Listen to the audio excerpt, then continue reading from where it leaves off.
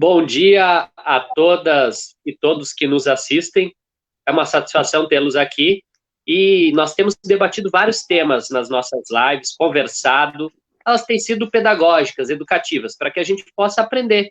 Mesmo na pandemia, a gente sabe que está difícil, está muito complicado, muita gente está sofrendo, mas quem pode ficar em casa, quem pode assistir uma live, precisa continuar refletindo sobre a sociedade. Nós, lutadores sociais, precisamos compreender como era, se existiam coisas boas, como pode ser e como podemos melhorar, de fato, a vida da cidadania, a nossa própria vida, para quem vive numa cidade como Porto Alegre, tão grande, e com tanta história, inclusive de participação, de democracia. Para isso, a gente trouxe hoje aqui o Assis Olegário e o Felisberto Seabra, que são dois lutadores sociais. Enfim, o Assis é professor da rede municipal e o Felisberto, ele é advogado. O professor Assis, ele já teve coordenando como coordenador geral de relações da comunidade e coordenador adjunto do Gabinete de Planejamento e coordenador regional do Centro do AP da Administração Popular, entre outros cargos que ele ocupou na época dos governos populares de Porto Alegre, os governos liderados pela coalizão de esquerda do PT. E o Felisberto também esteve lá, atuando muito fortemente no AP. Ele hoje ainda está lá como conselheiro do AP, né, não do governo, claro, eleito pelo voto, enfim, no orçamento participativo. Ele é conselheiro lá na temática de desenvolvimento econômico, tributação, turismo e trabalho. Os dois estiveram coordenando processos em vários bairros, enfim, na cidade, do que se chama de um orçamento em que as pessoas participam e decidem. Era o chamado orçamento participativo. Para quem não viveu, há 16 anos atrás, ele começou a minguar porque os governos, enfim, não era a política de governo deles, então eles não investiram como deveriam investir nessa conquista da cidadania. Mas o orçamento participativo, ele ganhou o mundo. Ele foi implementado em várias outras cidades, nações, enfim, foi uma experiência exitosa que surgiu de Porto Alegre, dos, podemos dizer assim, petistas que resolveram desafiar aquele tempo histórico, um tempo histórico de muito neoliberalismo no Brasil, junto com a cidade de Porto Alegre, construir democracia participativa, para que as pessoas não decidissem só no voto de 4 em 4 anos quem vai governar ou quem vai legislar no parlamento, mas que periodicamente decidissem sobre as políticas da cidade, sobre os investimentos com o dinheiro dos impostos. Por isso que o nosso tema de hoje é: o dinheiro dos impostos, ele é decidido por quem, aonde vai ser aplicado, seja numa prefeitura, no estado, ou enfim, no governo federal. Nós sabemos que uma cidade, ela recebe impostos de origem estadual, impostos de origem federal, que são os repasses, e impostos de origem municipal, que o próprio município recolhe. Esses impostos todos vão para o caixa, para o tesouro do município, e o governante vai decidindo onde ele quer aplicar, se ele... E alguns governantes não querem decidir junto ao povo. Alguns governantes entram, né, com propostas já concretas de que algumas áreas não vão ser privilegiadas e algumas populações sequer vão ser ouvidas. Que hoje a gente encontra o problema, que eu quero trazer inicialmente nessa introdução, o problema, por exemplo, do saneamento. Saneamento básico hoje de Porto Alegre, tu olha, parece que retrocedeu. Tu tem zonas que são altamente populosas agora, que nos últimos 10, 15 anos cresceram muito. É o caso da Ponta Grossa, é o caso do Lami, é o caso da Restinga, é o caso do Belém Novo, da Ípica. Estou falando região da Zona Sul, que é onde eu moro e eu vejo, eu converso com as pessoas. Cresceu a habitação, o Felisberto também da Zona Sul. Cresceu a habitação, mas não cresceu as políticas básicas. Então, a gente fica preocupado com isso, porque realmente, se tivesse orçamento participativo, eu acho que a primeira coisa que essas populações decidiriam sobre o dinheiro do imposto para a sua região seria saneamento. Na última semana, teve alagamentos drásticos, quase 1 metro de água dentro da casa de muitas pessoas ali na Ponta Grossa, por exemplo. Então, para as palavras iniciais, eu quero passar para o professor Assis, para ele poder trazer um pouquinho sobre o que é isso, Assis, que a gente precisa entender, o que são os impostos, porque há todo um misticismo e há uma ideologização muito forte de direita hoje no imaginário social, que é: chega de impostos, não aguento mais pagar impostos para os outros não, eu quero que o meu imposto venha para mim. Como é que é essa história? O imposto tem que vir mesmo para a pessoa que paga, ou o imposto é através do Estado, enfim? Queria que tu pudesse trazer nessas tuas considerações iniciais esse debate e depois o Felisberto. Sejam bem-vindos, estamos muito felizes que vocês estão trazendo conhecimento para compartilhar conosco. Obrigado. Primeiro, meu bom dia a todos e a todas que estão assistindo. Obrigado, Jonas. É o segundo debate que eu participo. Acho muito importante essas lives que você está fazendo, né? Porque nós, no momento de pandemia, não podemos fazer reunião presencial, e essas lives tá tendo uma riqueza muito, muito grande. As pessoas que têm participado são pessoas que têm colaborado para a gente pensar, formular a política da cidade e do país. Então, parabéns. E lembrando o seguinte, o Jonas falou muito, eu e o Felisberto, de ser conselheiro, mas o Jonas também é um conselheiro, né, Jonas? O Jonas é nosso conselheiro pelo segundo mandato do Conselho Administrativo do Previnto. E também, aí, parabéns ao Felisberto, porque ele é um irredutível gaulês, né, aquelas historinhas do Asterix, Obelix, que resistem à dominação romana, lá do Júlio César, porque resiste dentro do OP, entre aspas, esse OP completamente degenerado do Marquesan. Sobre essa questão, primeiro, Jonas, acho importante, assim, no Brasil nós temos aí um misto de contra-imposto, etc. e tal. O Brasil é um dos países onde o imposto é o mais injusto e regressivo possível. Por quê? Porque hoje, nos grandes países com melhor desenvolvimento de vida, como Suécia, Dinamarca, Noruega, o imposto ele é direto, e direto em cima, as pessoas pagam pela sua renda, pelo seu patrimônio e pela sua riqueza, tá? Pelo imposto de renda. Então, na Suécia, na Dinamarca e outros países, essas taxas de quem tem mais paga muito mais do que tem menos. No Brasil, o imposto é basicamente indireto e regressivo, porque é sobre o consumo. Então, por exemplo, se uma pessoa que ganha R$1.000 vai lá comprar 1 quilo de feijão, ele paga o mesmo imposto embutido, só que para quem ganha R$1.000, esse imposto é muito mais salgado do que quem ganha R$200.000 por mês, ou um aplicador financeiro que ganha 200 mil, pode ser até num dia, uma hora. Então, o Brasil tem isso, né? Nós não temos impostos como tem na maioria dos países, é o Brasil e um outro país, que eu não me lembro, não recordo o nome, que não existe taxação, imposto sobre os lucros e dividendos empresários. Então, isso não existe, das grandes aplicações. Isto é um absurdo, ou muito pouco, isso é um absurdo. Então, quem paga o imposto no Brasil são os pobres e os setores médios, que muitas vezes caem na ladainha da burguesia, dos empresários, que repassam quando tem algum imposto para a mercadoria, para o consumidor que ele paga. A ladainha é contra o imposto. Na verdade, nós temos que fazer um imposto progressivo e um imposto que tenha justiça fiscal e social. Quem tem mais, quem tem renda, quem tem aplicação financeira, quem tem um grande patrimônio, tem que pagar muito mais de quem ganha pouco.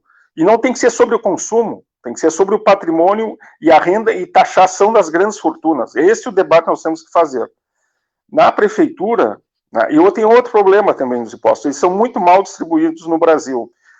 Porque quem é que presta o serviço hoje diretamente à população? Quem é que faz o saneamento na cidade, o abastecimento de água, a coleta do lixo, conservação de parques, né, a conservação das ruas, responsável pelo transporte, pelo trânsito, pela iluminação pública, pela assistência social, a saúde, é o município.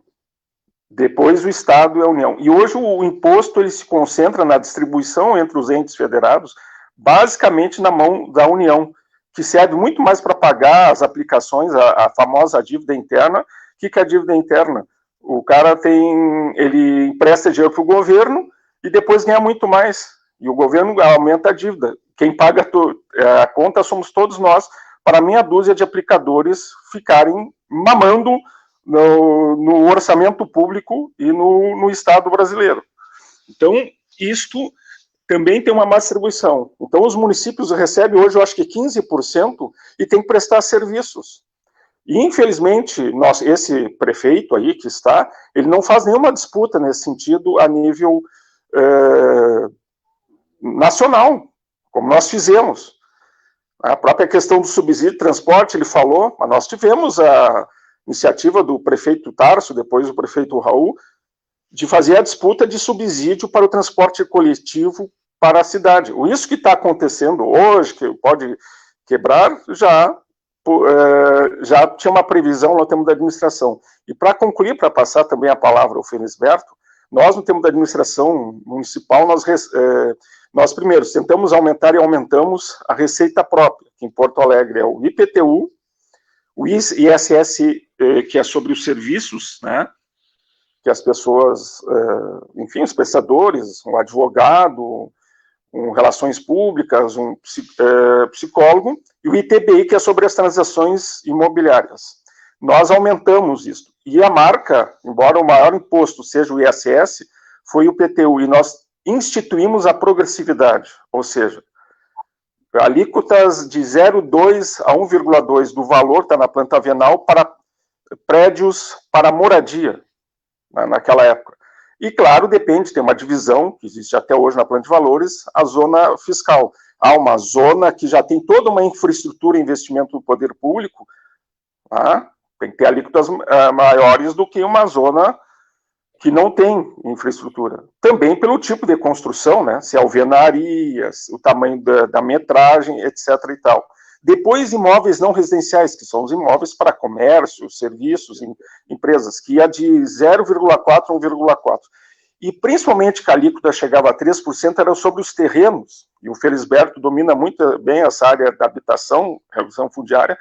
Existe, e principalmente naquela época, um estoque de terrenos que as pessoas deixavam, né, grandes proprietários, as falidas máquinas Condor, tinha muita área, que ela deixava ali o terreno parado e esperava que daí o arruamento, né, depois chegasse a ampliação da rua, iluminação pública, aí as pessoas, de repente, já começavam a passar uma lotação, uma linha de ônibus, claro, isso valoriza o terreno, ele deixava como fonte de especulação, em vez de aquele terreno que ficava parado, e não estou falando de pequenos terrenos, estou falando de grandes extensões de terra em Porto Alegre, verdadeiros latifúndios urbanos, em vez de ser aplicado para a construção de casas populares, ou um parque, né, um centro cultural, uma biblioteca, algo assim.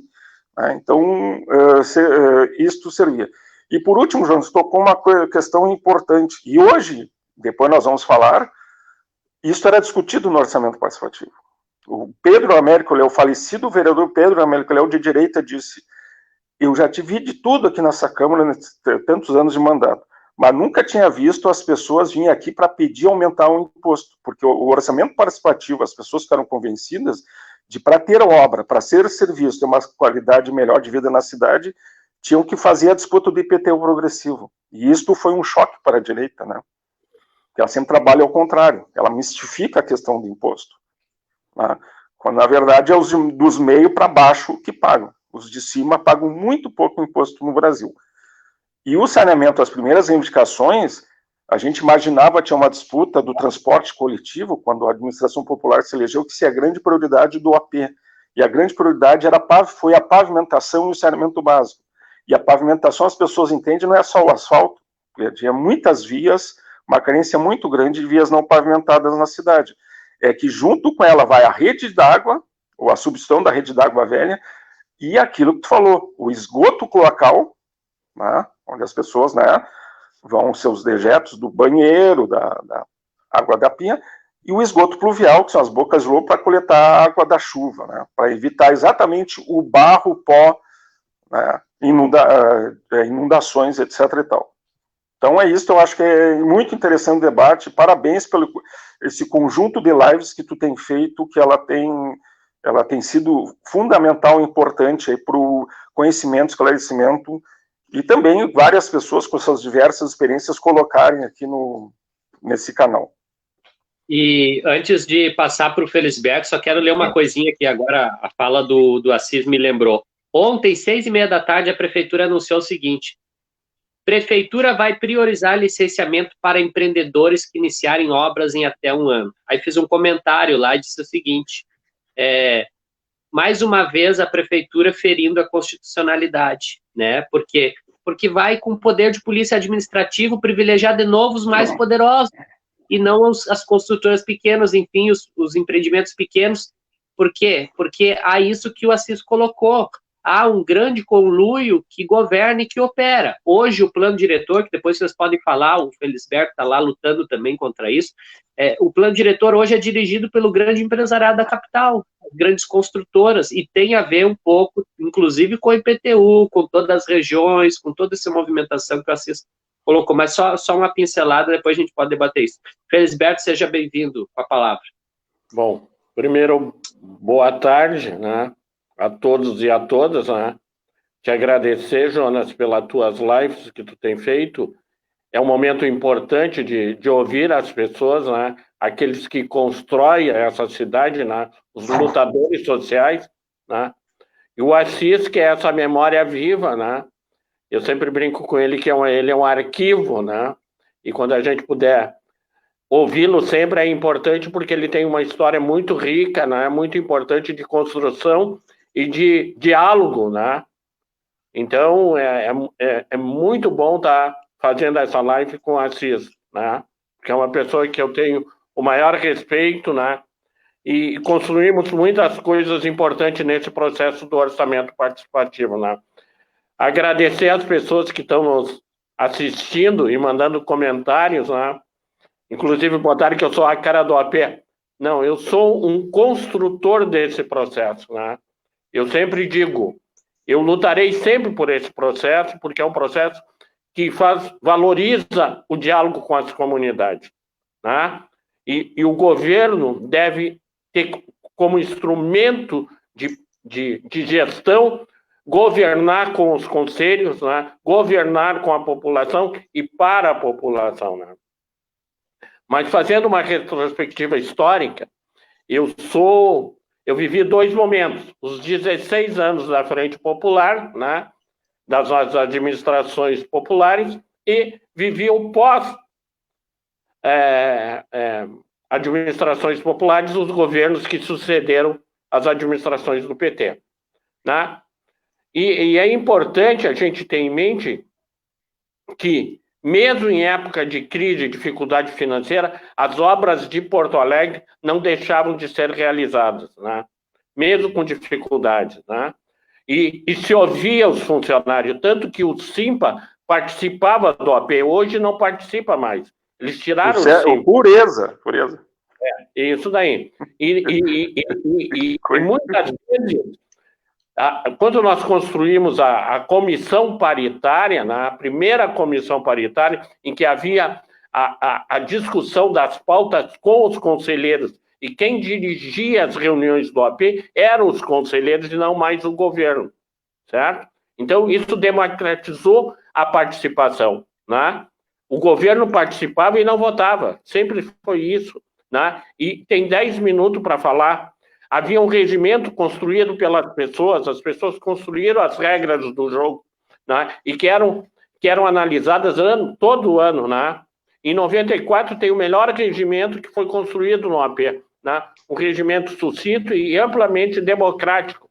E as plenárias de eleição dos conselheiros e delegados eram construídas chapas na Assembleia, e não como é hoje. Tu tem que apresentar 72 horas antes, né, para que haja uma análise do governo, e aí é uma forma de eles manipularem a eleição. E muitas eleições do AP, a partir de 2005, né, foram manipuladas. Por quê? Porque, né, principalmente no governo, a partir do governo do Fortunati, né?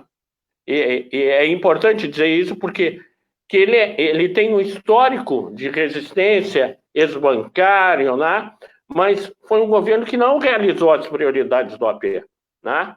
Então, a partir de 2006, né, o governo Fogaça ainda teve no início ali, porque ele tinha um slogan, manter o que está bom, melhorar o que está, né? Ele havia o slogan, né? Então, algumas coisas ele né, tentou, até porque ele tinha um compromisso, porque nós, da comissão de transição, do qual eu fiz parte com o Roberto Jacobazzo, Léa, Beatriz e outros, nós tínhamos uma comissão que fez a transição para o governo.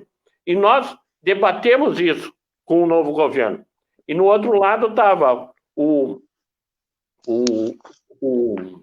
Cássio, o Plínio Zalewski e o Severo, que eram do novo governo. E nós discutimos. E do nosso lado estava, do nosso lado que eu digo, do lado do governo estava o Branco, né, que era secretário de governo, Márcia Quadrado no GAPLAN e o Girardi no CRC, sucedendo o Assis, né? E um pouco também. Então, havia toda uma discussão, né, como o Assis falou, do orçamento. Tanto que nós criamos a Comissão de Receita e Despesa, que era para discutir as receitas, né, para ver os impostos. E havia formação dos conselheiros, né? Havia toda uma discussão, o que era o orçamento, né? Então, iam para as regiões. E tinha a ONG Cidade, que fazia esse trabalho muito bem feito, né? Com a Vera Amaro, com o Sérgio Baelli, né? Eram pessoas com a ONG Cidade, fazia esse trabalho de formação também, né? Então, a população se sentia prestigiada e ouvida, né? Então, isso é importante.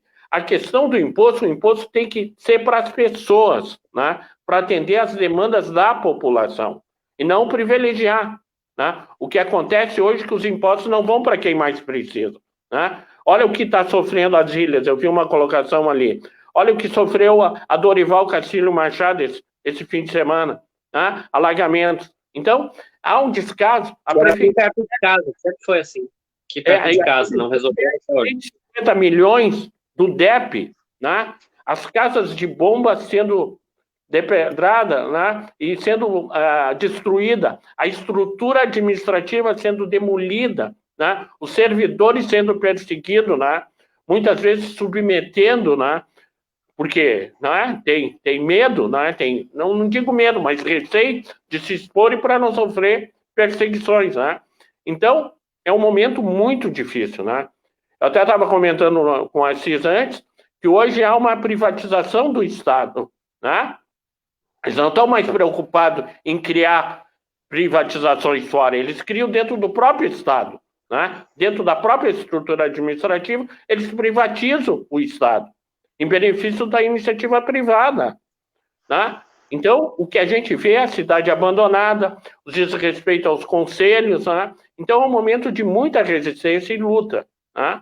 Então, esse processo, ele não foi, por acaso, aclamado no mundo, né? Não foi por acaso, né? É porque ele tem um caráter revolucionário, né? O revolucionário no sentido de que ele constrói com as pessoas e para as pessoas, né? Nós havíamos comissão de fiscalização das obras.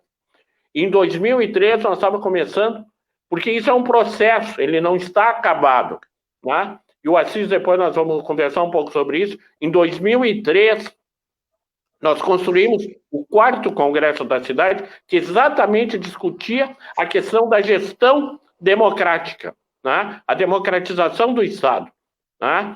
E nós tínhamos uma ideia de valorizar os caras com autonomia administrativa e financeira. Claro que os recursos ficariam na Secretaria da Fazenda, mas quem decidia o início das obras seria a comunidade através dos seus conselhos, né? Os próprios, os fóruns regionais do AP. Então, esse é todo um processo e se nós chegarmos ao governo, né, esperamos que a esquerda chegue ao governo, para que a gente possa retomar esse processo, né? Porque é um processo único, né? E eu sempre digo, não é a troco de nada que o mundo copiou. O mundo copiou. Não são todos os países, desde a China, Mongólia, Coreia, França, a Itália, vários países do mundo, cidades, né?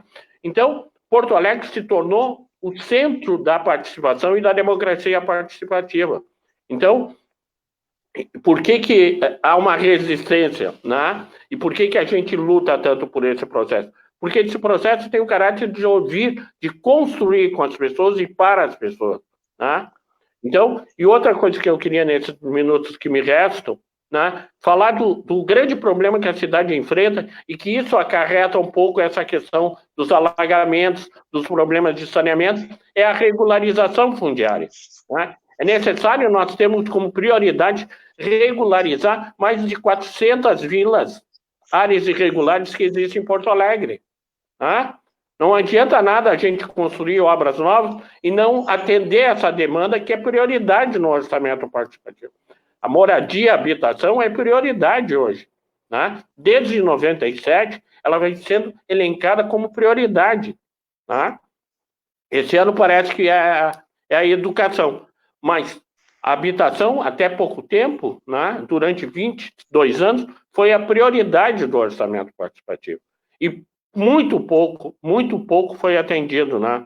E mesmo na época de crise, os governos da administração popular atenderam a habitação. A Planetária é um exemplo disso, a Lupicínio Rodrigues, né?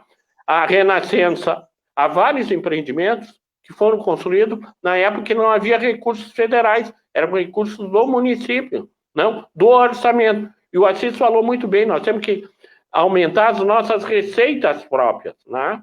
E nós temos, pasme, que nós temos a arrecadação hoje mais de 8 bi. Isso é muito dinheiro, né? É muito dinheiro. Então, isso tem que ser muito bem discutido, o serviço, a questão dos servidores, né? A questão do salarial, né? Tanto que na época da Frente Popular, eu quero lembrar que havia a bimestralidade do salário, né, Cícero? Depois tu toca um pouco nesse assunto, né? E que isso ocasionou um problema de receita no município, né? De despesa. De despesa não, porque servidores prestam serviço, então isso é um investimento, porque tendo uma boa qualidade de serviço, de servidores que vistam a camisa da administração, né? Ela não presta serviço para o governante de plantão, ela presta serviço para quem paga o imposto, né? Que é a cidadania. E muitas vezes quem sofre a falta de serviço é quem mais precisa, são as populações que não têm renda, ou que têm renda mínima, tá? E hoje, com a pandemia, estão em grande dificuldade. Então, nós temos que também pensar uma renda mínima municipal para atender as populações, né? E hoje, o Assis falou, a fase que deveria fazer esse serviço está completamente sucateada, né? Não há o demais. Na verdade, todos os órgãos da prefeitura hoje sofrem um processo de sucateamento, terceirização, perseguição de funcionários e funcionárias. Não, destruir a secretaria. Queria depois abordar isto, mas ainda voltar um pouco na questão dos impostos. Não. Então, assim, as secretarias estão sendo desmontadas. Há toda uma estrutura que, na verdade, atende o interesse privado, não atende o interesse público. Né? Havia a Secretaria Municipal de Planejamento que planejava a cidade. Aonde está a memória que foi construída lá pelos servidores? Havia uma equipe competente, Nilton Burmeister, Carlos Eduardo, né? Pessoas que vestiam a camiseta e valorizavam a sua secretaria, construíram política, os congressos da cidade, as conferências da saúde, habitação, educação. Houve o AP dos servidores, houve o AP da educação, das escolas, em que as escolas discutiam o que ia para a sua escola, a educação cidadã. Então, há grandes projetos que deverão e deveriam estar sendo mantidos, porque isso tinha o acompanhamento da comunidade, né? Então, eu falo com muito assim, ó, eu digo assim, ó, Cícero colocou que eu sou um resistente, e é verdade, porque não dá para demolir um processo que foi construído com muita dor, né? Nós levamos muito pau, né? Pela Câmara de Vereadores, e nós nunca governamos com a Câmara, governamos com a cidadania, né? E levávamos lá. Muitas vezes íamos para a Câmara de Vereadores manter o processo, porque eles queriam fazer uma lei para cercear o direito da comunidade, e a comunidade não aceitou, né? Então foi para a Câmara, e nós conseguimos reverter o processo da lei, que era do Isaac Ainá. Né? Então, havia toda uma consciência de valorização da população e da cidadania. Né? Então, por enquanto é isso. Depois eu voltarei com mais algumas coisas. Antes de passar para o Assis, obrigado, Felisberto. Antes de passar para o Assis, quero ler só um comentário. A Sandra coloca o seguinte: as casas de bomba sem manutenção, arroio sem limpeza. Cidade com qualquer chuva fica alagada, ou seja, investimento zero nos serviços. A Soraya diz: poderiam comentar a questão das verbas para as casas de bomba, para o DEP, que foi perdida? Ela está falando 121 milhões que o prefeito perdeu o prazo para captar esse recurso federal. Isso aconteceu em 2018. Na época do AP, acabou o toma lá da Câmara. Acabou a troca de favores e os investimentos eram determinados pela população, diz a Fátima Baelli, que foi secretária de Educação do governo Verdi. O que eu queria colocar aqui? Em cima desse comentário da Fátima, tá? Quero dar um exemplo de onde eu moro. Eu moro na rua Marcílio da Silva Barbosa. Eu moro na rua Marcílio da Silva Barbosa, que fica no Urubatã, que está dentro da Aberta dos Morros, que é um grande conglomerado de microbairros, vilas, enfim, tá? Ali tem uma escola, Anísio Teixeira, que foi construída em 93, governo popular. Depois, orçamento participativo, Praça União, tudo, pista de skate, veio pelo orçamento. E a pavimentação e o esgoto sanitário veio pelo orçamento participativo. Mas a última vez que teve obra aqui foi em 2001, tá? Que foi a pavimentação da rua. Só que ela veio esgoto, veio toda uma camada de pedra, asfalto, enterraram dinheiro ali. Aí agora, em 2012, veio um vereador do PTB, que em toda a cidade era conhecido como rei do asfalto. Colocou asfalto e do... Só que o asfalto que ele colocou no finalzinho da Marcílio, o orçamento participativo, ele não conseguia fazer tudo para todos, porque não tem dinheiro para dar conta do processo secular de concentração de impostos no Brasil, que ficavam sempre as zonas mais nobres, enfim. Então não tem isso. É décadas para restabelecer ou constituir, de fato, um direito à habitação, a saneamento, enfim, tantos outros, para as populações de trabalhadores e trabalhadoras das zonas mais periféricas. Aí o que acontece? O cara veio e botou assim uma camadinha de asfalto. Me pergunta, em 2012 para cá, o que aconteceu? A chuva levou esse asfalto. Levou embora esse asfalto. E nós temos problema de esgoto sanitário nas duas novas ruas que surgiram, porque quem teve que fazer foi os moradores. Então vocês vejam como é que é o processo social, e vocês estão falando aqui com alguém que dá aula no município, conhece o município, mas que percebe o problema também, né, que é maior do que só os problemas, enfim, que eles tentam passar para a gente. Aí tem o problema da politicagem, que é o que a Fátima falou. O cara veio em 2012, trocou o asfalto por voto, e não interessa, o asfalto vai ser levado pela chuva. Interessa que o asfalto virou voto.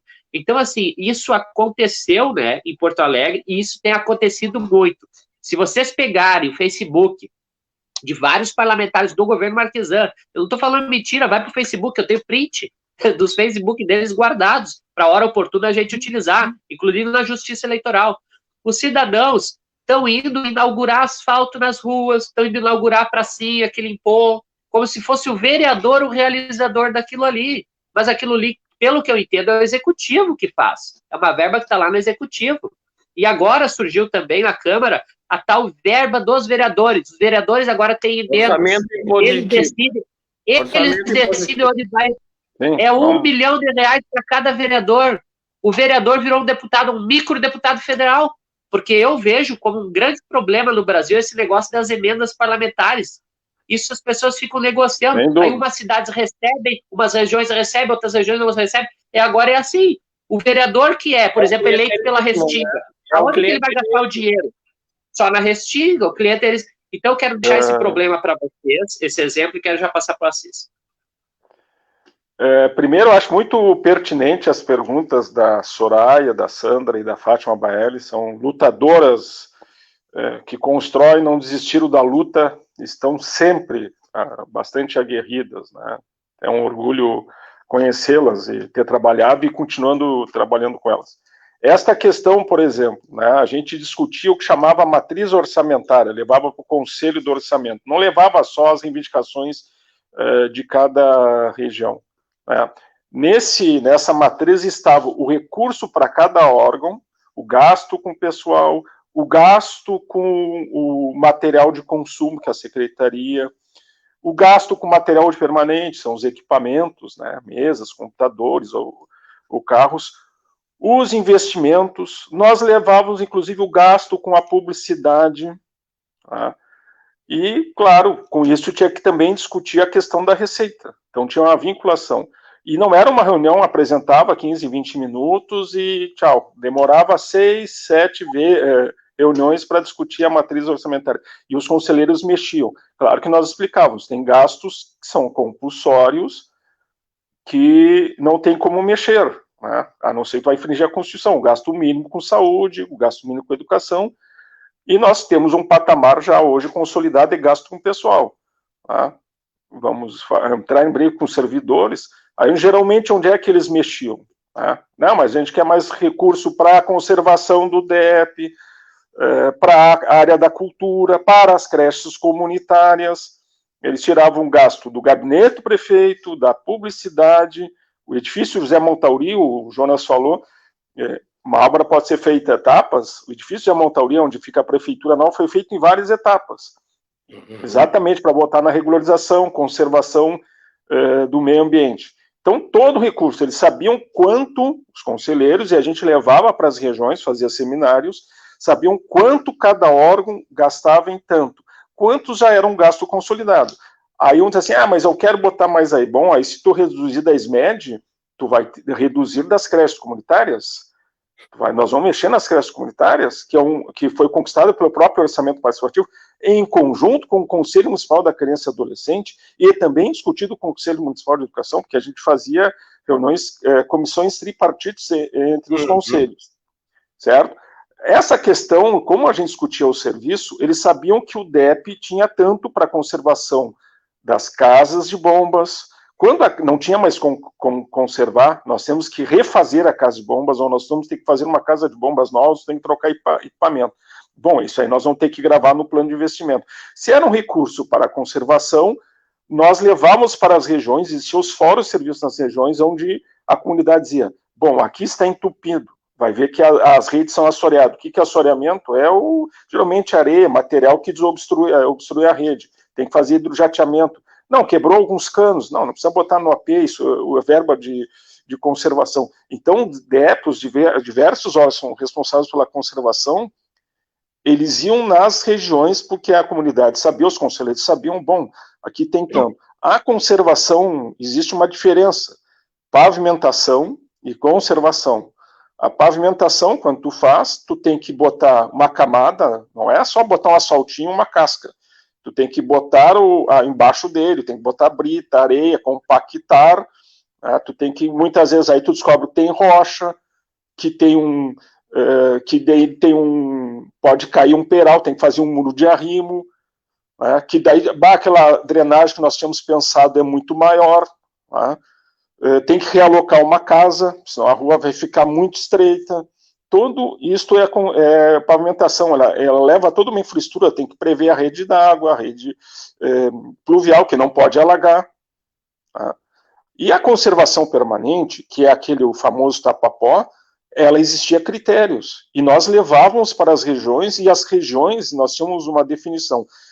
A SMOF avaliava tecnicamente, e ela tinha X por região de demanda. Não, isso aqui nós achamos que é importante. E a comunidade apresentava suas demandas, e nós fazíamos a negociação regional. Bom, um dos critérios é que não podia ter transporte pesado, né? Tinha que ser becos, locais que não pode ter trânsito pesado, caminhão, ônibus, lotação, porque senão aquilo quebra, né? Se deteriora. Aquilo é só, geralmente, em becos ou vielas, ou ruas muito secundárias, para evitar que a pessoa, primeiro, ia demorar muito, né, que não seria a prioridade, e depois para evitar o pó, o barro, etc., e dar uma melhor qualidade de vida. Então, a conservação permanente não era clientelismo de vereador, ele era discutido por critérios técnicos, as demandas institucionais do governo e as demandas que a comunidade apresentava, e nós fazíamos uma discussão. Às vezes era uma discussão muitas vezes bastante dura, né, acalorada.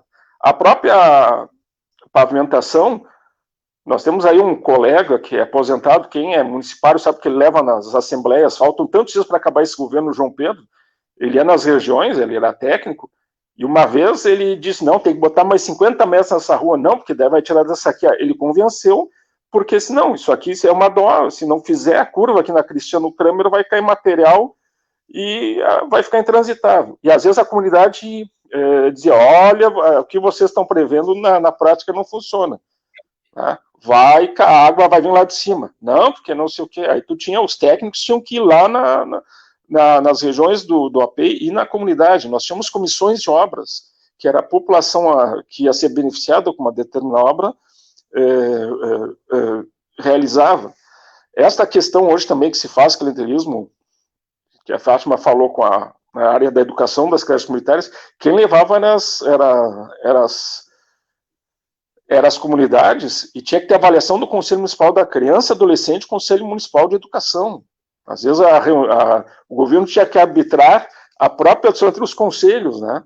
Porque ela era rica, ela era muito proveitosa, e às vezes tinha divergência, e nós tínhamos que aparar. Às vezes o Conselho da Criança e Adolescente dizia, olha, não, mas aquela creche é mais importante. Não, mas nós demandamos. Aí o Conselho Municipal da Educação dizia, mas os critérios não estão tão adequados, nós vamos ter que adequar os critérios, porque não pode ser um depósito de criança. Então, toda essa opção ela era feita. Né? Assim como também as políticas da FASC. Né? Então, essa questão do clientelismo, como o processo era rico, amplo e democrático e aberto, essa questão que o Felisberto hoje só participa os mesmos. Os mesmos delegados, os mesmos conselheiros. Era aberto. Então, um cidadão que só tinha um interesse específico na obra, ele participava da comissão de obras.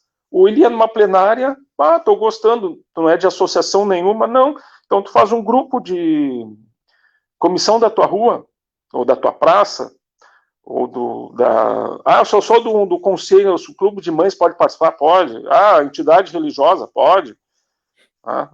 Então, nós tínhamos uma amplitude, nós tivemos vereadores que estão hoje eleitos nós temos um vereador eleito pelo PP hoje, que fala mal do AP, que se elegeu como delegado do AP. E que foram conselheiros. Abriu uma rua desde 53. Nós temos ex-vereador e ex-secretário do PP que foi do AP. Nós tínhamos companheiros do PSTU, companheiros do anarquistas, nós tínhamos gente da causa operária. Então, nós tínhamos desde a extrema esquerda à direita. E eles iam para o processo, que reconheciam que era um processo legítimo. Tá? Então, essa questão do clientelismo, isso quando eram pessoas assim, não tinham cargo de vereador ou qualquer outra coisa. Então, o processo era aberto, ele era controlado pela cidade, eles sabiam, né, tanto que nós tivemos uma diversidade, o Jonas falou, nós tínhamos skatistas, nós tínhamos o pessoal da capoeira, nós tínhamos gente da escola de samba, nós tínhamos os pescadores das ilhas, nós tínhamos o pessoal do mercado público, que está sendo privatizado, nós tínhamos o pessoal da área cultural, né, todas lá, do teatro, do SATED, né, nós tínhamos representações da área rural, né, o pessoal do Sindicato dos Trabalhadores Rurais. Nós tínhamos o pessoal, pequenos comerciantes lá do Cobal, evitamos o despejo ali na Quintino Bocaiúva, que era do governo federal, por quê? Porque o prefeito também, ele ia para cima, fazia a disputa ou fazia a negociação com o governador e o prefeito. Vamos dizer, isso é do governador, prefeito, ou do presidente, vão lá se virar. A gente fazia, quando incorporava essas discussões. O próprio questão da creche comunitária começou porque faliu a Legião Brasileira de Assistência e aí está desistido. Para onde é que o pessoal correu? Inclusive foi lá, o falecido Heriberto foi até a cavalo, a prefeitura. Chegou a cavalo lá, queria saber das creches. E aí nós fizemos Brizolinha também. O falecido Brizolinha, foram lá ocupar a prefeitura, e tivemos que receber, vamos ter que montar um programa, assim que surgiu o programa das creches comunitárias, né, que depois, hoje tem, onde se faz clientelismo, onde tem vereador né, que leva, para trocar de voto, leva um ventilador, e é isso aí, Jonas, põe na live. Levei um ventilador para a creche tal na Bom Jesus. Eu não vou citar o nome dessa gente, porque senão a gente fica dando propaganda aí. Tá? Se utiliza exatamente. E isso nós acabamos quer dizer, a população acabou, e o próprio movimento comunitário, que era muito forte, autônomo, é isso que diz o Felisberto, as reuniões eram duras, nós fazíamos reuniões sábados, domingo, o negócio era pegado. 8 por mês. Então, essa questão, para concluir, que a Soraya coloca, as casas de bombas, nós levávamos para discussão uma análise técnica de quais as casas de bombas precisavam de uma reforma, de uma reconstrução ou troca de equipamento, e a comunidade também dizia, bom, vocês estão falando dessa casa de bomba, mas está alugando lá perto da outra. Lá vai ver que tem problemas, não estão vendo. Então, era esse casamento, o processo de conservação permanente. E depois o próprio OP escolar, né? A própria SMED fazia o OP das escolas, o recurso que tinha que fazer só no conselho escolar, com a comunidade, em vez de só o diretor, alguém lá decidir, a assessoria de planejamento da SMED, levava só proposta. Nós chegamos infelizmente, aí houve né, fizemos o 4º congresso, o Felisberto disse que nós ia aprofundar o controle da população sobre os serviços. Inclusive, nós íamos no congresso, lembra, Felisberto? Começar a eleger experimentalmente o coordenador do centro administrativo e estimular a eleição direta dentro dos funcionários para determinadas chefias dentro dos órgãos da prefeitura. Fazer um processo de democracia participativa. Então, isso, Jonas, essa experiência que tu conta, infelizmente é real. Nós voltamos lá aos anos 70, início dos anos 80, que a Bom Jesus tinha um dono lá, andava com uma capa, andava com uma capa preta e ele fazia troca de favor. Voltamos para esse tipo de coisa. Nós temos, inclusive, um vereador aí que não pode ser novamente candidato, porque ele é eleito, porque ele devia ter sido cassado. Mas daí fizeram meio tema de Salomônica, porque tem gravação, tu vota em mim e apoia, que daí eu consigo uma conservação permanente para ti, uma melhoria na rua. E, inclusive, tinha vereadores, uma época, vereadores do PT, um vereador lá que queria dizer, mas o que é isso aí, o vereador do PT querendo indicar as ruas, vai para o AP. O Felisberto conta, ele pode contar que foi uma juíza, hoje está no STF, ela teve que ir na região lá. Na região do centro. Pode contar como é que foi feita a rua na frente da Câmara de Vereadores do Tribunal. A juíza, daí pode contar quem é a juíza que foi lá, teve que ir na região centro e submeter a votação dos delegados à demanda do judiciário. Vocês sacanearam tinha que obedecer o processo de discussão com a comunidade, né? Isso era a riqueza do processo, Jonas. Desculpe eu interromper, claro. Né? Mas eu não quero perder esse gancho. A Ellen, ela não só foi diretora do fórum, né, como foi presidente do Supremo Tribunal Federal. E disseram, o Felisberto enlouqueceu, a região dele enlouqueceu, pedindo para a juíza ir numa plenária do AP. Bom, se ela não for, não vai sair a demanda. Né? Eu disse para o Assis, né? Não vai sair a demanda. Se ela não for, não vai sair. Né? E ela foi e aprovou por unanimidade. Entendeu? Então, essa é a riqueza do processo, respeito àquilo que se está se propondo. Né? O comprometimento com aquela discussão. Então, isso é que nós temos que voltar. Né? O orçamento impositivo é uma lei desse vereador que o Assis falou, e que eu não quero dar ibope para ele também, né? Ele aprovou na Câmara de Vereadores. Então, os vereadores usam o recurso que é da comunidade em benefício próprio. É compra antecipada de voto. Né? Todos os vereadores que usaram essa verba deverão ser enquadrados, porque eles fizeram campanha antes, né? Se beneficiaram de recursos. Né? Então, isso é um desrespeito àquilo que a comunidade está há anos esperando né? Está lá no livro de investimento, né? Tinha um livro de investimento, então a comunidade sabia que naquele ano ia ser realizado tais e tais obras, iam ser feitos tais e tais serviços. O regimento interno tinha os critérios técnicos para demandar, não era um critério só da secretaria, ela tinha que mandar para o AP, e o AP dizia, não, esse critério não serve, vamos rever esse critério. Então, o que ia para o regimento era discutido e construído com as pessoas. Então, as pessoas se sentiam participantes desse processo, né? Se sentiam ouvidas, atendidas, né? É isso, e depois eu quero falar sobre o conselho do plano diretor um pouco também, tá?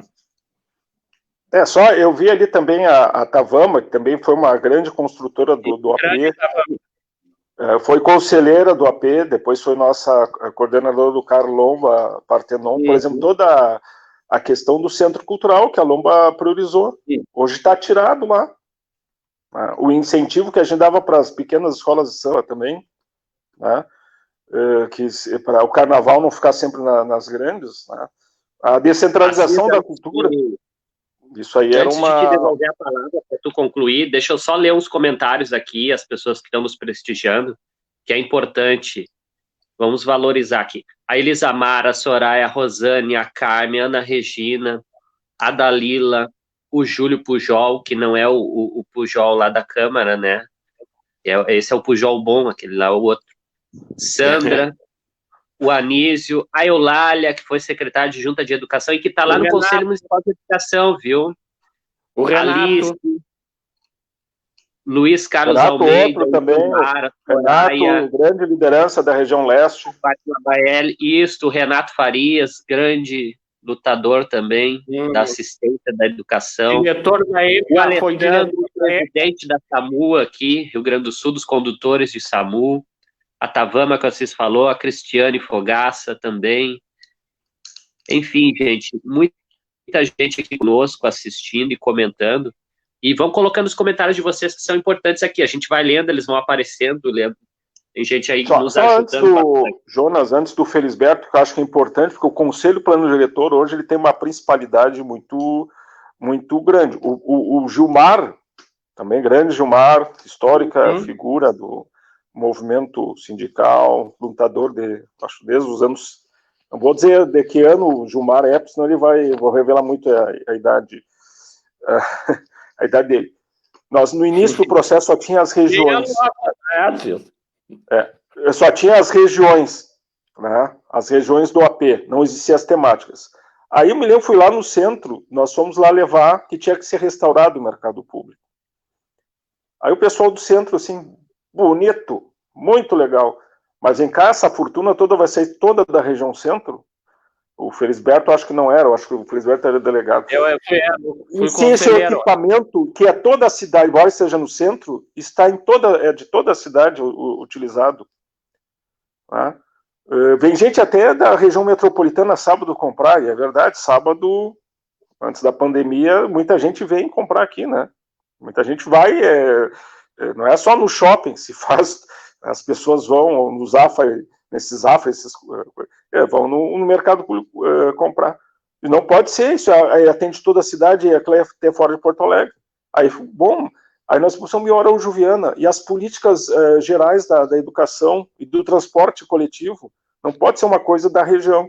Se criou as temáticas, exatamente porque elas eram transversais, elas passavam toda. O recurso para descentralização da cultura, ter oficinas nos diversos bairros. Bom, é um programa para a cidade, então tem que ter uma temática.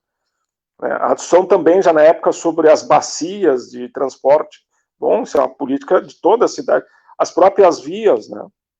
As duplicações, como a Antônio de Carvalho e outras que tiveram, a Protásio Alves, Juca Batista. A Faixa Preta, a Juca Batista, isso, a Cavalhada, a Manoel Elias, tinha que passar por a Bento Gonçalves, tá? Não podia ficar numa região, então se criou as temáticas. Ali foi entre o segundo governo. E os congressos da cidade, aí o Felisberto fazia um link, no segundo congresso, nós temos que fazer um congresso para o plano diretor, porque o conselho plano diretor eram cinco ou seis 5 representantes da comunidade e o resto do governo. E representantes não sabiam nem se existiam ainda, porque eles estavam anos e anos. Bom, vamos criar o Conselho Plano Diretor. E usamos o mesmo modelo que a gente fez o Comatab. Tripartite. Né? Uma parte das regiões da OAP, uma parte de segmentos, né? Então, no caso do Conselho Plano Diretor, arquitetos, engenheiros, né? Até o Sinduscom tinha que ir lá disputar, não podia, né, como faz hoje, mandar lá o que tem, né, dirigir diretamente o que vai ser feito, e a parte do governo. E eu quero dizer que no OP nós era só 2 sempre, um do GAPLE, um CRC, um adjunto e um titular, e a gente não votava. Quem votava era sempre os conselheiros. Nós estávamos na mesa, mas não votávamos. Então, o Conselho Plano Diretor, o Comatab os outros conselhos, para ser tripartite, né? Ter representação da região, dos diversos setores que têm afeto àquela área de atuação da prefeitura, e o próprio governo, que tem que ter o seu acúmulo também. Aí, Felisberto, acho que pode tocar ali o que contribuiu, né? E a comissão paritária também foi um conselheiro, o Felisberto pode falar que ele falou, chegou lá a Esmove, sempre a Esmove, né? Porque, nós temos critérios, daí o cara disse, mas de onde é que são os critérios? São da secretaria. Pois é, mas nós não podemos discutir esses critérios. Isso foi um dele, lá o seu Hervé Pascotto. Não, mas eu quero discutir, eu quero saber. É imposto pelo governo, mas não é participativo esse negócio. Mas, pois é, nós vamos ter que discutir os critérios técnicos. Além do regimento e dos critérios gerais de distribuição do recurso que a gente fazia anualmente, né? A gente tinha nosso recesso em fevereiro, começava em março, e lá em janeiro nós fazíamos a revisão, todo o processo, antes nas regiões e depois no Conselho do Orçamento. Não, eu quero tocar nessa questão do CMDUA, né? E o Assis falou do congresso da cidade em que se discutiu o plano diretor. E digo assim, foi uma experiência de 96 a 99, né? Foi um processo construído com a cidade, né? Naquele momento se discutiu com todos os setores, né? E todas as regiões. Então, iam para as regiões discutir o que nós queremos para a cidade, que cidade a gente quer, né? Claro que tem que ceder em algumas coisas, outras a gente tem que relevar, né? Mas se aprovou o plano diretor num grande congresso na usina do gasômetro. E o plano diretor de 99 tem coisas muito importantes, né? As estratégias do plano são muito boas até hoje. Já estão na frente das ODS, da Agenda 2030, né? Falam da agenda, mas o plano diretor já era inovador em muitas questões na questão de agenda, né? Então, o plano de 99, ele foi reformado em 2009 e 2010, já em outra administração, foi alterada todas aquelas proposições de controle da sociedade, né? Então, se passou aos projetos especiais, que desvirtuam um pouco o plano diretor, né? E afetam as regiões, né?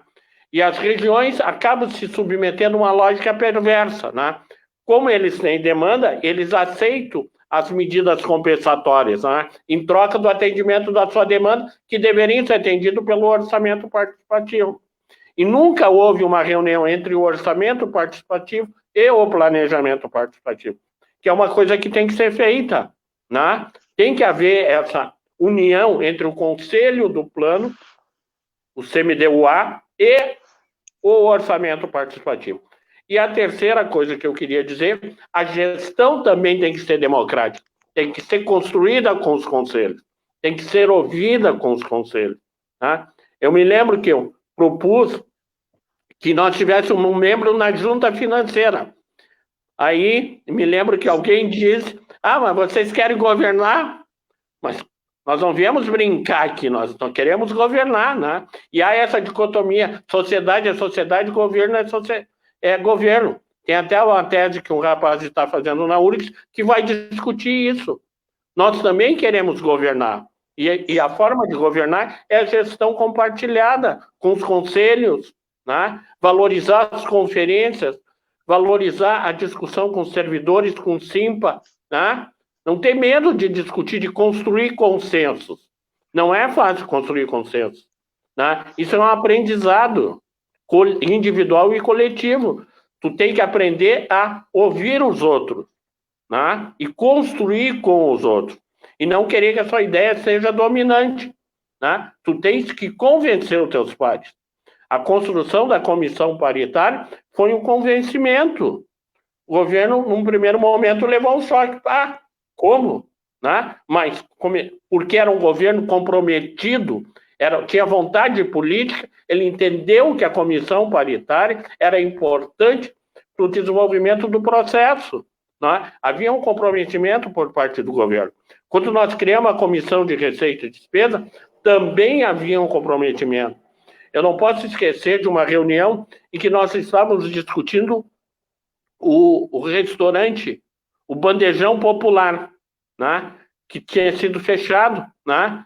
E que ficava ali na Doutor Flores, entre a Salgado Filho e a Riachuelo, num edifício ali embaixo. Entende? Tinha sido fechado porque tinha problemas, e nós, do AP, fomos no governo, não tem que ficar fechado, tem que abrir, vamos dar um prazo para eles se adequarem. Então, tudo isso passava por dentro, as grandes obras, né? Não era, porque uma obra institucional vai ser feita. Não, tem que ser discutida ou nas temáticas ou nas regiões, porque quem sofre o impacto das grandes obras e dos grandes empreendimentos são as comunidades, que muitas vezes têm a sua história ali, a sua vida está ali, né? E vem-se, às vezes, vem um grande prédio, ou um grande supermercado, ou um grande empreendimento que afeta a vida deles. Mesmo que muitas vezes isso gere trabalho ou emprego, né? Mas o impacto de trânsito, de qualidade de vida é imenso, e muitas vezes a comunidade que está ali próxima não tem regularização fundiária, não tem os equipamentos. Né? Não, em 16 anos não se deu para atender tudo, porque a cidade, as demandas são muito maiores do que os recursos. O que nós precisamos fazer é elencar essas demandas não atendidas e ter um banco de demandas, né? Para a gente ir construindo aos poucos. Né? E, por isso, essa unificação do orçamento participativo com o planejamento participativo. Né? Então, a Tavama colocou, tem conselheiros que valorizaram a sua região. Por exemplo, tem a Lomba do Futuro, que foi um projeto construído com a comunidade da Lomba e que está esquecido.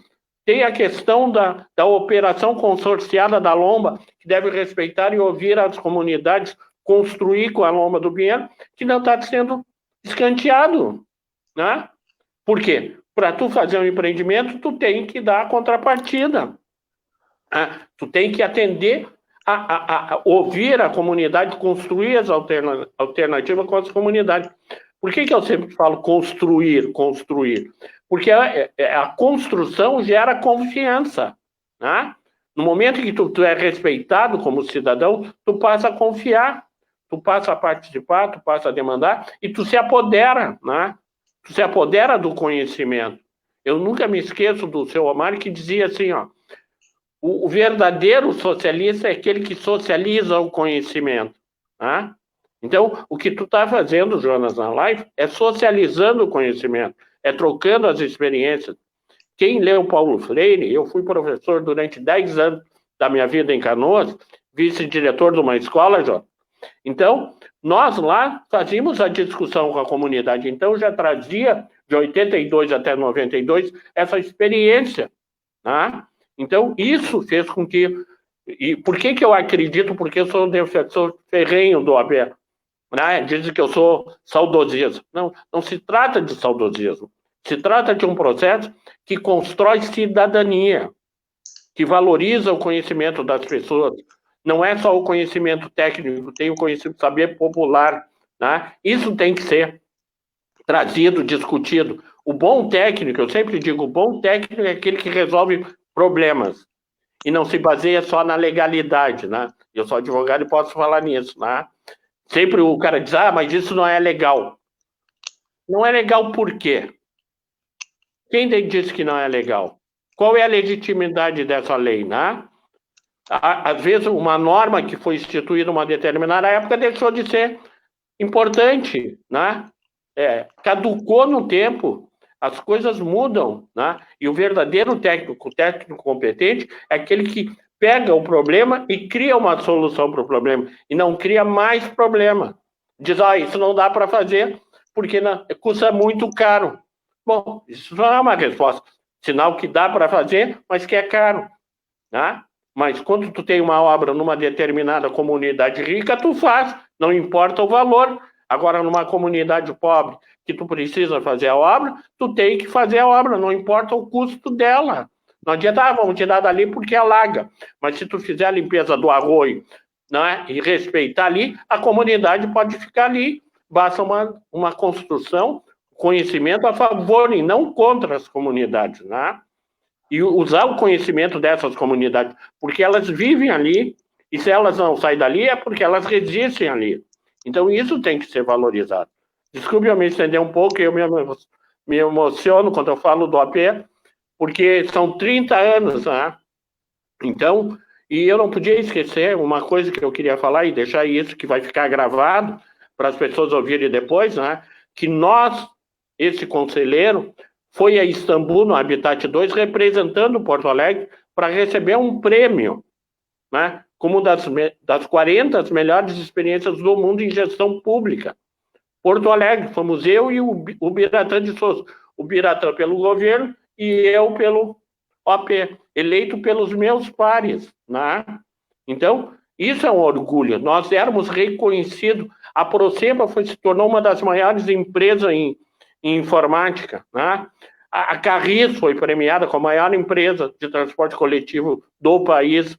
Na educação, a escola Gilberto Jorge, no Morro Alto, foi reconhecida pela Universidade de Salamanca, na Espanha, que não é pouca coisa. Trabalho feito pela comunidade junto com os professores, né? E aqui eu quero fazer essa homenagem, né? Nós tivemos uma escola cidadã, né? E que foi construído todo um processo com as comunidades, né? Eleição de diretores, né? Então, isso é democratizar e radicalizar. Nós temos que radicalizar a democracia, né? Obrigado. Então, gente, foi nossa live chegando ao fim, né?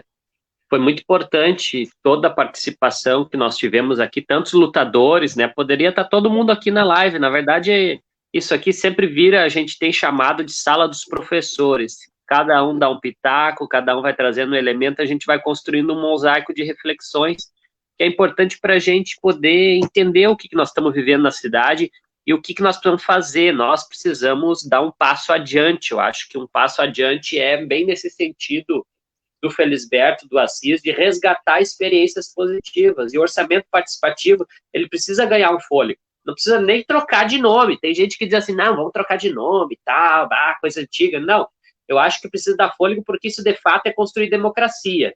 Construir democracia não é se oferecer de 2 em 2 anos nas urnas. Acho que os partidos são importantes, eles fazem parte da história. O PT é um partido que revolucionou o Brasil. Se nós formos olhar e comparar os últimos 50 anos do Brasil, o PT revolucionou em muitas áreas. Pegar só a rede federal de ensino, que foi criada no governo Lula-Dilma, se pegar, por exemplo, a questão do saneamento para rincões do Brasil que não recebiam, questão da energia elétrica, e se pegar a experiência de Porto Alegre, tu vai ver os morros com asfalto, que até hoje esses asfaltos não abriu buraco.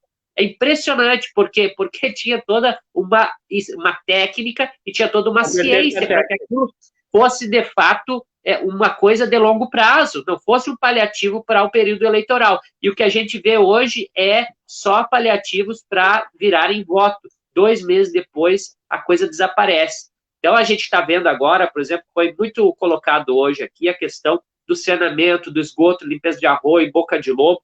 A gente sabe que o DEP viveu um grande sistema de corrupção e muita gente saiu ilesa.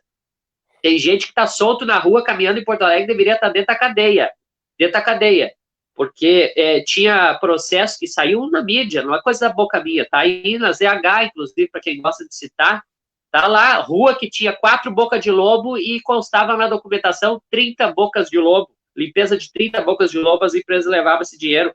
Então, eu acho que o orçamento participativo, ele serve para isso também, para empoderar as pessoas e as pessoas se transformarem em fiscais das obras. Hoje não tem mais fiscal. Hoje é os cupicha de meia dúzia de CC, de meia dúzia de partidos que governa e determina.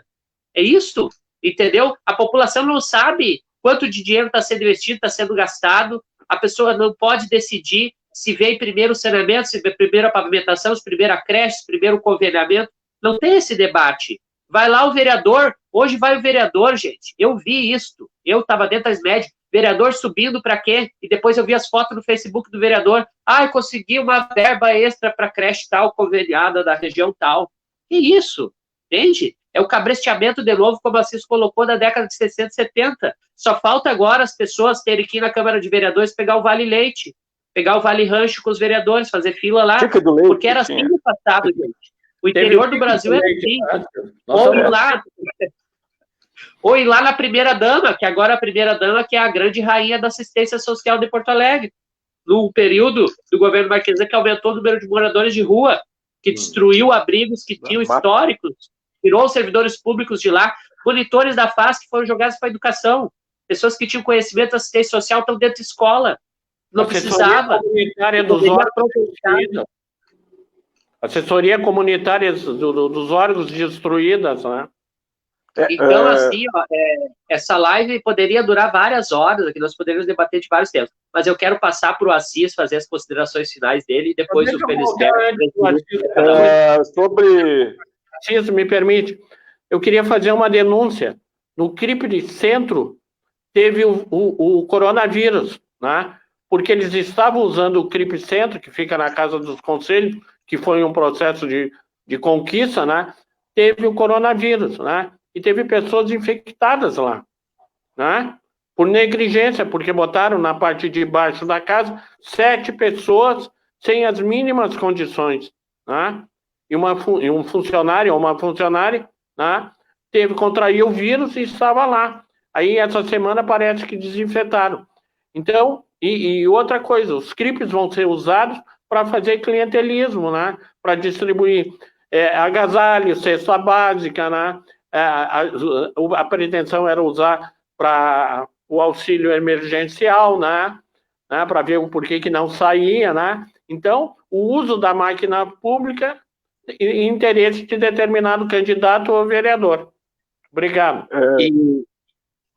Assim, ainda, Jonas, do que tu falou e a Soraya, existia o programa Arroio Não é Valão, né, da educação ambiental. Só queria me despedir e já citar alguns pontos, que era o DEP, DEMAI, DEMELIU, ISMAN e o Centro Administrativo e o assessor comunitário, os assessores comunitários se uniram com a comunidade. Isso é um processo de educação ambiental também para a própria comunidade não jogar lixo e assorear os arroios, que eles não são valão. Tá? Isso foi desmontado. A Eulália, também grande figura, lutadora, né, todos aqui e todas que estão se manifestando, falou da Antônio de Carvalho. Eu me lembro da inauguração da Antônio de Carvalho. O pessoal fez festa, começou às 10 da manhã, foi até às 8 da noite, tinha até piscina. A prefeitura instalou piscina, jogos, brincadeira, quando foi da inauguração, né, ainda no governo do companheiro Olívio Dutra. Nós aprendemos também, o governo aprendia muito com os conselheiros. Uma vez teve um conselheiro que chegou, queria saber, que eles liam tudo. Aqui no Diário Oficial, o que é esse tal, que o Diário Oficial era impresso? O que é esse que vocês estão gastando? A CIS, a CRC e Bira do Gaplan? O que é esse tal de arpão? A gente não sabia o que era arpão, jornal Arpão da Saúde. Para que serve isso? Aí nós vamos descobrir que a saúde, a Secretaria Municipal de Saúde, fazia um jornal para dentro os presos do Presídio Central e até distribuía aqui, que muitos são familiares, arpão, que era para, na época, as agulhas, né? A seringa era chamada de arpão para contaminação do HIV. Então tinha até um programa para evitar a contaminação de HIV dos presidiários e dos seus familiares. Foi através de o que é esse jornal? Então, o governo... E junta financeira, o que é isto? Era um órgão interno do governo que reunia, que o Felisberto, para as pessoas saberem, secretário da Fazenda, secretário de Planejamento, né, que controlava a despesa, elaborava o orçamento, secretário de Administração, Comunicação, Gabinete, Prefeito e Vice, que tem o orçamento, mas o ritmo, olha, Secretaria, a SMED está pedindo, está com o projeto pronto, o recurso está alocado, tem, pode liberar. O teu, eu quero sim, mas tu já tem o projeto? Não, então não tem como liberar o recurso, que é o órgão que faz o dia a dia a liberação dos recursos, né? Assim, das obras, e ditando o tom daquilo que tinha sido discutido e construído e deliberado com a comunidade, com a cidade, se fazia esse tom. Então, eu acho que nós temos que, para concluir, nós temos que resgatar, e o Jonas, que é professor, usou o termo cupincha, me lembrou meus alunos, os cupinchas. Nós estamos sendo desmontada a orquestra da Vila Lobos, lá da Lomba do Pinheiro. Pasmem, uma orquestra reconhecida, estão sendo demitidos. Mundialmente. Está sendo desmontado também. E nós com essa porcaria do tal Decórtex, que os alunos não têm acesso gratuito, que a prefeitura prometeu em live do seu Marquesito e o seu Naves, lá, o Tião, o Gavião, que ia ter gratuidade. Nós estamos até hoje, 15 de julho, e não tem gratuidade. Se o aluno, lá no seu pequeno celular, tem que dividir com o resto da família, acessar para os conteúdos, vai ter que pagar. Né? Não é absurdo isso. Então, também duas denúncias. Então, eu queria agradecer o espaço, Jonas, acho fundamental esses debates. Eu acho que as colaborações de todos e todas aqui, não consegui ler todas, elas são importantes. O Felisberto, a sua militância histórica aí, que continua, como disse o redutivo gauleso, não é só participar do processo. Ele foi lá e não se vendeu, que infelizmente tem gente que faz o jogo do governo, que no nosso tempo era bastante combativo, exigia. Hoje está bem calmo, porque foi atendido, a sua demandinha acabou sendo... Surgiu contra o clientelismo, isso é um problema. Surgiu contra o clientelismo e acabou sendo engolido. Isso é um processo. Por isso que o processo tem que ser revisado, criticado anualmente, para tentar evitar a deformação, a burocratização, né, os desvios. Tem que ser constantemente ser alimentado a crítica, a autocrítica, o processo de debate, porque senão a gente vai se acomodando. E isso é um perigo. Então uma boa tarde agora para todos e valeu, Jonas. Valeu, Assis. Antes de passar para o Felisberto, eu queria só ler o nome das pessoas que estão aqui conosco também, aqui, o Sérgio Bertoldi, que foi prefeito de Alvorada, o Hamilton Braga, nosso querido companheiro lutador da cultura, o Ronimar, que foi professor do município, foi diretor de escola, na frente desse processo. Saudade, Ronimar, daqui a pouco nós vamos se encontrar aí nas ruas, quando liberarem nós aí, só quando sair essa vacina, porque a coisa tá feia. Silvia Moura também, a querida, que foi conselheira tutelar da primeira questão. A Silvia Moura é uma pessoa que acredita muito na democracia, na participação. Sim, eu fiz campanha para a Silvia Moura em 1992, primeira eleição dela. Oi, Assis. Fiz campanha para a Silvia Moura ali no centro, ela, Ana Bol, Cecília de Lucena, fizemos uma chapa lá no Conselho Tutelar. Não sei se ela se lembra disso. Eu acho que ela tinha uns 10 anos, mas enganava a idade. Alice do Demai também aqui. Sim, Alice, sim. Engenheiro Maercio trabalhou muito na questão ambiental também. Enfim, Felisberto, suas considerações. Não, teria muito mais a conversar, né? Eu proponho uma outra, né? Porque o Assis tem muita coisa para falar, né? Porque o Assis fez parte, né, desse processo desde 90, né, Assis? Então, 91. Convidado pelo o camarada ex-secretário e ex-prefeito João Verde, ex-vereador. De saudosa memória. Né? Então, o que eu quero dizer assim, ó, é um momento em que a gente tem que recordar o passado, o que já foi essa cidade, né? Quem não viveu perdeu uma grande história, né? Nós nos tornamos referência. Não foi a troco de nada que o Fórum Social Mundial veio para Porto Alegre em 2001, né?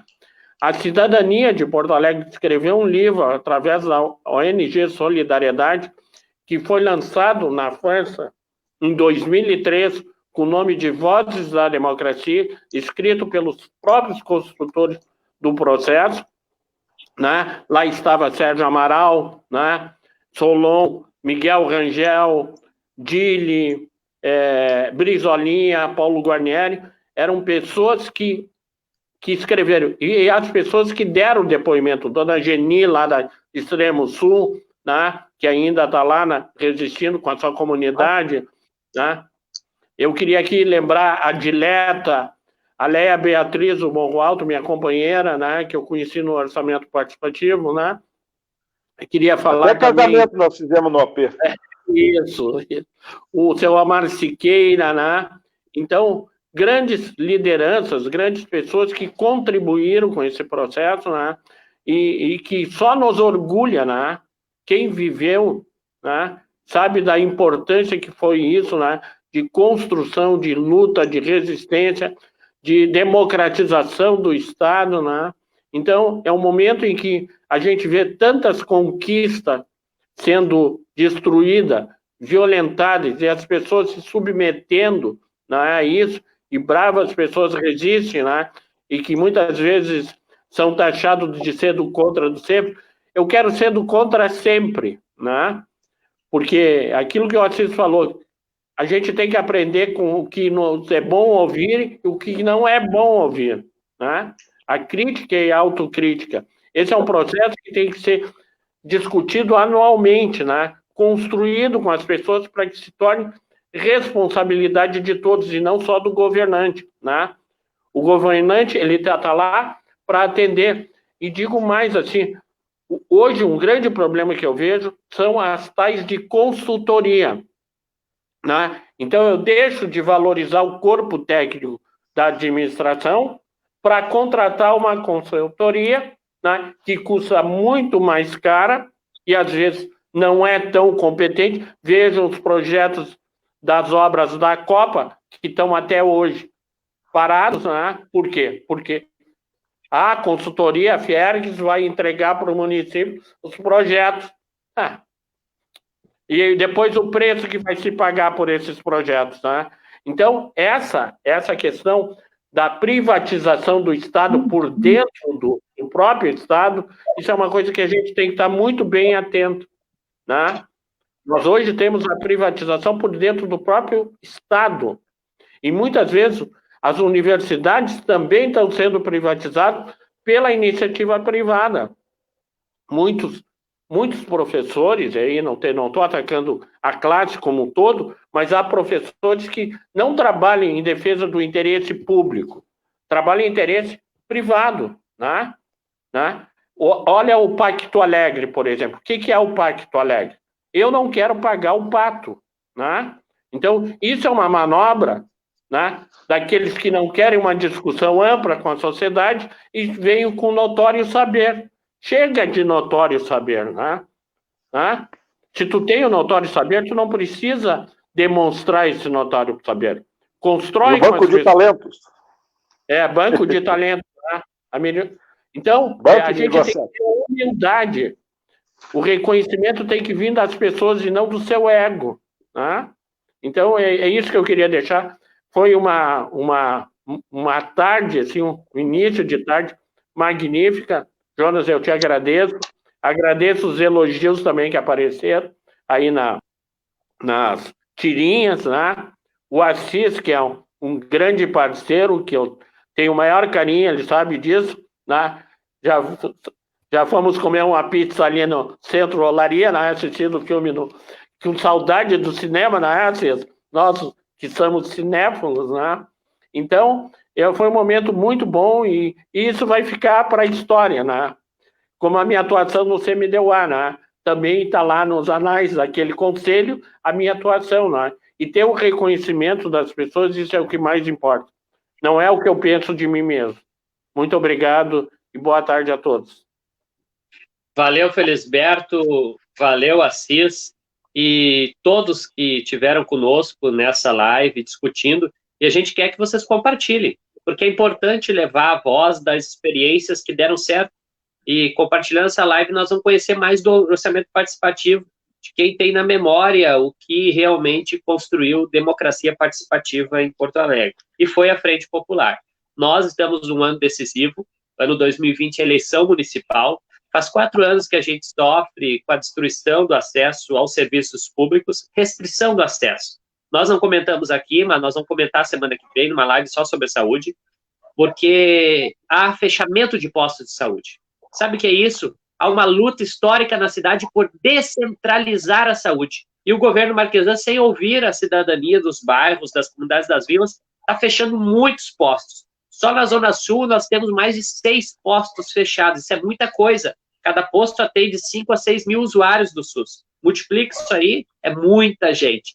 Então, isso tudo a gente tem que continuar debatendo, tem que continuar discutindo. E hoje a gente estava com 2 pessoas importantíssimas na história de Porto Alegre, que conjugam, assim como nós todos que estávamos na live, o verbo lutar. E é possível, nesse ano, a gente conjugar mais esse verbo, para que a luta realmente tenha um fim melhor ali no ano eleitoral, que é eleger um projeto de esquerda, um projeto generoso que possa representar a cidadania. Nós estamos tendo aí a Manuela, o Rosseto, liderando uma frente muito importante de lutadoras e lutadores sociais da cidade, com os movimentos sociais, com quem esteve denunciando, quem esteve tentando construir, inclusive dentro dos conselhos, tentando manter a vida dos conselhos, que o Marquesano tenta esmagar. Tá? Vamos lembrou aqui que a posse do Conselho Municipal de Saúde foi no pátio da SMIS, porque o secretário não quis dar posse legal. Então, há uma briga judicial para que os conselhos sejam ouvidos. Quero também mandar um alô lá para a Mirta, querida, que está liderando o Fórum dos Conselhos, para poder retomar essa força. Acho que só o governo de esquerda vai representar a democracia participativa, vai respeitar a cidadania, porque não pode ser chamado só para decidir quem tem ensino superior, quem é técnico. Tem que ser chamado para decidir sobre a cidade quem vive na cidade. E todo mundo que tem residência na cidade tem que ter o direito de debater o que vai chegar antes ou depois no seu bairro. Que é isso que a gente tentou conversar um pouquinho aqui hoje. Quem é que decide o dinheiro dos impostos? Para nós 3 aqui, é claro, quem tem que decidir para onde vai o dinheiro dos impostos é o povo, e não é de 4 em 4 anos. É diretamente, diuturnamente, em todas as áreas. Para isso existem conselhos, para isso existem fóruns que precisam ser retomados.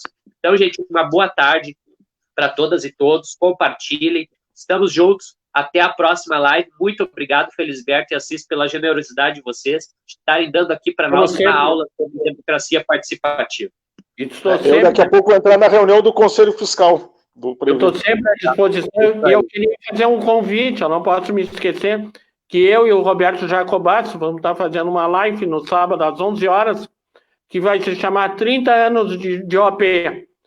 Presente, passado, presente e futuro, né? Nós faremos uma análise dos 30 anos, porque nós participamos nesses 30 anos, né? E como a gente participou da comissão de transição, a gente tem uma história riquíssima para falar sobre isso, né? Então é importante, quem puder assistir, nós estaremos fazendo o nosso card, né?